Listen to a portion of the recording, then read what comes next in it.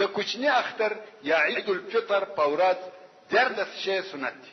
اول، د شریعت سره موافق د بدن د وریښتانو اصلاح. دوهم، غسل کول. دریم، مسواک وهل. څلورم، هغه شکالي چې د لري د هغو اغوستل. پنځم، عطر یا خوشبويي استعمالول.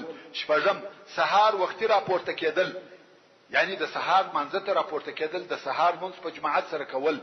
بیا تر هغه وروسته اوم، وعیدګاه ته وختي تلل. اتم، د عیدګاه تر تګ د مخه صدقه الفطر ورکول چې موږ سرسایه ورته وایو. نهم، د عیدګاه تر تګ د مخه خرما یا شیرینی خوړل یا د خوراک بل شي. لسم، د اختر لمونځ په عیدګاه کې ادا کول. یولسم، پر کومه لار چې عیدګاه ته تللی دی د هاخوا پر بل لار راتلل. دولسم، وعیدګاه ته پیاده تلل.